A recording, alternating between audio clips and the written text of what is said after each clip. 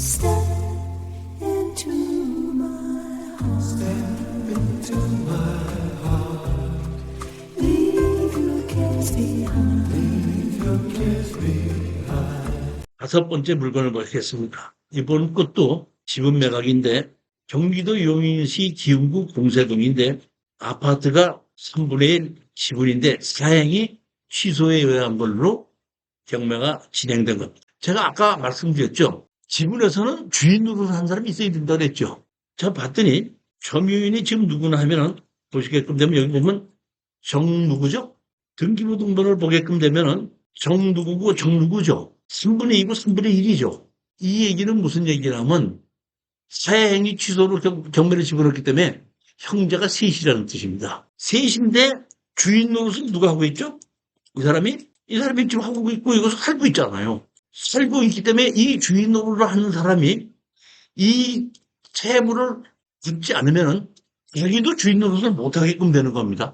이 주인 노릇을. 그러니까 이 사람으로서는 채무를 갚아가지고 이 주인 노릇을 계속 받게 되는데 청구 금액이 지금 얼마죠? 2,300만 원이죠. 그러면 여기에 있는 지금 주인 노릇을 하는 사람은 둘 중에 하나예요. 2,300만 원을 갚아가지고 취하시키는 방법이 하나가 있고 아니면 이 사람이 공정 우선 매수 신청하는 방법입니다. 자, 그러면은 여기 보면 감정 가격이 지금 얼마까지 떨어졌죠? 5,600만 원까지 떨어졌죠. 5,600만 원. 그러다 보니까 예를 들어서 우리가 6천만 원을 낙찰 받는다고 하면은 공정 우선 매수 신청하려면 이 사람이 6천만 원이 필요한 거죠. 6천만 원이 필요한 겁니다. 그런데 채무를 갚으면 얼마가 필요한 거죠? 2,300만 원이 필요하죠. 그러면 2,300만 원을 갚을 수도 있고 6천만 원을 공정우선 매수할 수 있는 방법이 있다는 얘기예요. 6천만 원이 안 들어가고 2,300만 원을 가지고 주인 노릇을 그대로 하려면 어떻게 해야 되겠죠? 2,300만 원 갚아주고 여기 있는 사람을 근저당 설정하면 되겠죠. 그럼 그대로 주인 노릇을 할 수 있고 다음에 또 문제가 된다고 하더라도 자기가 근저당 해놓은 게 있으니까 배당을 받으니까 문제 낼 일이 없잖아요.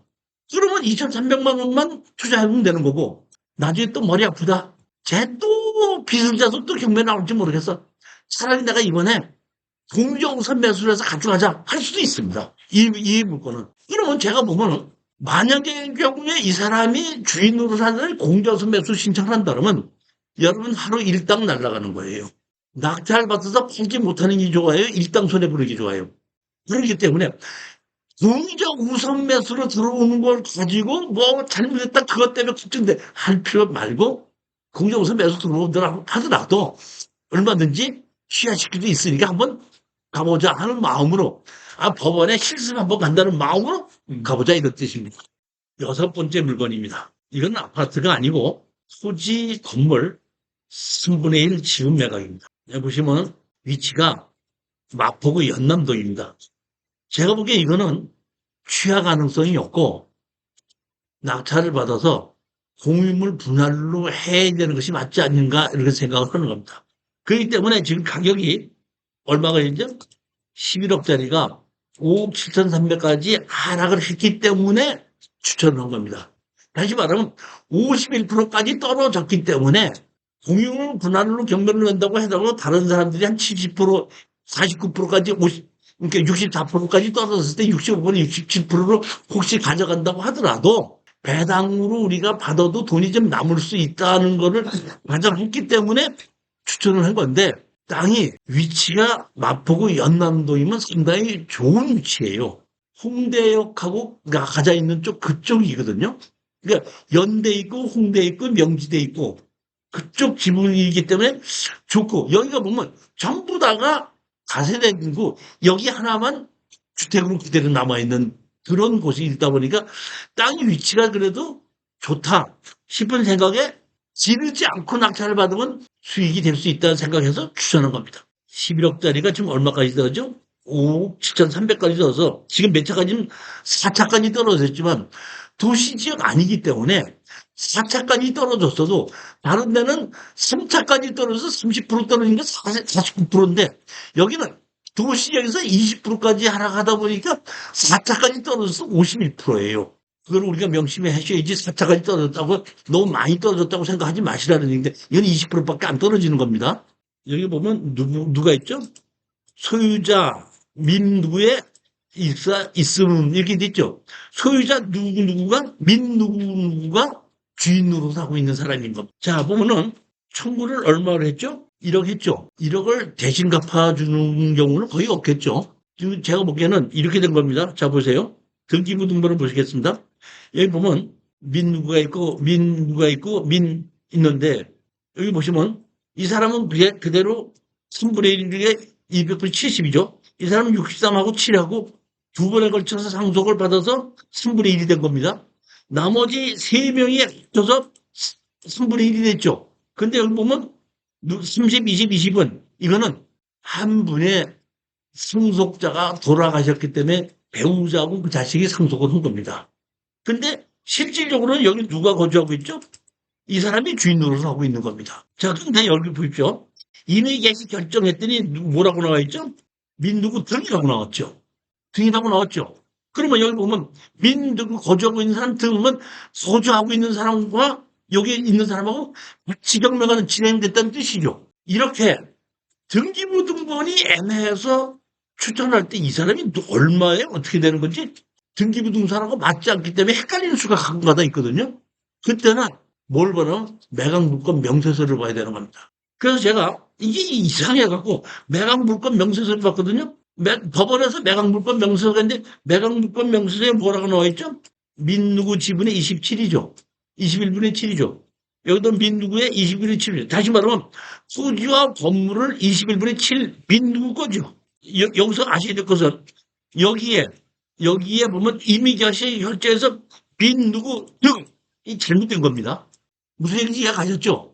권리분석은 이게 할 줄 알아서 수의사사 할 때는 이렇게 매각물건 법원에서 매각물건 명세서를 봐야지 이게 정확하게 뭘 파는지 알 수 있다는 얘기입니다. 그러니까 이렇게 등기부 등본이 잘못됐다 하다고 여러분들이 이상하다 할 땐 그걸 확인해 볼 줄 알아야 된다 이런 얘기입니다. 즉 이 얘기는 여기에 있는 이 민 윗사람은 주인 노릇을 하고 있고 이 사람은 다른 데 살고 있고 이거는 상속자의 그러니까 상속자의 자식들이다 보니까 쉽게 얘기해서 이 민누구는 이 집을 그대로 지키기 위해서는 동정선 매수를 할 수밖에 없다는 뜻이고 다른 사람도 도와줄 사람도 없고 하나는 채무자고 하나는 조카들이에요. 그러면 민누구가 이거는 예를 들어서 이게 지금 얼마죠? 아까 가격이 5억이죠. 5억을 이 사람이 다 투자를 해야 되는데 여기에 사시는 분이 경매로 나왔다고 해서 5억 투자할 돈이 있을 것 같아요? 없을 것 같아요? 제가 보면 없다고 봐요. 이게 서로 아파트를 돈이 있어서 산 게 아니라 상속을 받았고 형이다 보니까 내가 상도 있고 땅이 워낙에 옛날 땅이고 좋다 보니까 감정 가격이 보면 11억짜리 되니까 원래 보면 이것이 30억짜리인데 이게 갚으려고 하면 지금 5억 얼마를 해야 되는데 5억 얼마를 내가 보기에는 낼 돈이 없고 다른 사람이 7억 주고 썼다고 7억을 마련해야 되는 건데 7억을 마련할 수 없기 때문에 제가 보기에는 여기에 있는 거주자도 이거를 포기할 수밖에 없지 않겠는가. 저는 그렇게 보는 겁니다. 여러분, 일단 겁니다. 우리가 이거 사가지고 낙찰 받아 여기 있는 거주방 보고 갚지 못하니까 여기 땅이 조금 뭐 하니까 공인중개사한테 가서 맡겨서 같이 하도록 하십시다. 그러면 아까도 제가 말씀드렸지만은 현재 감정 가격에 거래되는 가격이 있을 거 아니에요. 그 거래 가격에 90% 정도에 팔게끔 합시다. 한때 여기서 우리가 아셔야 될 것은 이렇게 해서 이거를 공인중개사에서 판다 그러면은 여기 감정 가격에서는 건물 가격이 들어가 있는데 공인중개사한테 이걸 팔려고 그러면 건물 가격은 안 치고 땅 가격만 칩니다. 그러니까 감정평가에 건물 가격은 없는 걸로 보고 우리가 감정 가격을 보고 거기에 막 토지 가격을 보고 그 토지 가격의 실제 거래 가격의 80%나 90% 정도에 팔 수 있기 때문에 51%까지 떨어졌을 때에 지르지 말고 낙찰을 받아야지 돈이 된다는 겁니다. 또 하나는 이거는 지분이기 때문에 대출을 안 해주죠. 5억이라는 걸 내가 투자를 해야 되는 거예요. 투자할 돈이 있으면 여기 투자해, 다른 거 투자해. 그렇기 때문에 이런 거 투자한다고 할 때는 5억을 대출하지 못하면 서너 명이 같이 투자하자 하는 게 맞는 거예요. 원래 보면 그렇다 이러니. 이거는 시간이 오래 가야 되는데 워낙에 좋은 건데 제가 이걸 보고 이거는 그래서 투자할 만하고 협상만 된다 그러면 바로 팔릴 수도 있겠다고 생각한 이유가 우리가 옛날 집에 살면은 제일 아쉬운 게 뭔지 아세요? 요새 다 주차장, 차를 갖고 있는 주차장이 아쉽죠? 대문을 이렇게 만들어 놨더라고. 그래서 내가 이 사람이 대문을 지금 그대로고 대문만 이렇게 바꿔놨다고 봤더니 홀딩도 하죠. 그러니까 제가 보기에는 여기 옛날 집에 살면서 이거 사는 사람이 자동차가 여기 들어가서 주차를 시키기 있게끔 만드는 대문을 바꿔놓은 거예요. 그러니까. 그리고 주변이 전부 다 다세대 있는 정도의 땅이다 보니까 이거는 공인중개사에다가 현재 시가에 얼마만 싸게 판다고 하면은 이거는 이 집 허물고 주상복합 1층에는 사무실, 2, 3층에는 주택 이런 걸로 해서 매도가 가능하지 않을까 이렇게 보는 게 제 생각이긴 합니다. 다만 조금 이게 추천을 했지만은 제가 조금 걱정스러운 거는 투자 금액이 5억이라는 것은 조금 부담스럽기는 하지만은 시내 중심가에 있는 땅이기 때문에 그만큼 또 가치는 있다 이렇게 보고 추천한 겁니다. 일곱 번째 물건 하나만 더 하고 10분 쉬도록 하겠습니다. 일곱 번째 보면 이것도 이제 지분 경매인데 자 보십시오. 경기도 고양시 일산 서구에 이번에는 근린 생활시설입니다. 지하 1층에 지상 2층으로 되어 있는 근린 생활시설이 지분으로 나왔는데 얼마로 나왔냐면은 5분의 2 지분으로 나왔습니다. 지분으로 나왔는데 이것도 뭘로 나왔죠? 강제 경매로 나온 겁니다. 강제 경매로 나왔는데 보시면 청구 금액이 얼마죠? 3,400, 얼마? 3,400, 3,400만 원. 상당히 아니 1,400. 1,400만 원에 1,400. 청구 금액이 상당히 적기 때문에 이것도 제가 보기에는 취하 가능성이 있지 않는가 이렇게 보는데 보증금이 얼마죠? 3,900만 원이죠. 그러니까 4천만 원밖에 안 된다는 얘기요. 월세가 얼마죠? 5분의 3을 낙찰 배당을 받는다면 얼마 받겠죠? 한 200만 원 받는 건가? 월세? 450만 원에 5분의 2니까 한 200만 원 들는 거죠. 180. 그러면 우리가 지금 투자 금액이 얼마죠? 3억 4,300. 3억 4,300에 만약에 취하가 안 된다고 해서 우리가 잔금을 냈을 때는 한 3억 5천 투자하고 월세는 한 180만 원 들어오면서 같이 팔자고 해서 팔아야 되지 않는가 이렇게 보는데 제가 이게 사실은 주인이 3명인데 그 중에 한 명이 법인이에요. 보면 여기 뭐로 돼 있죠?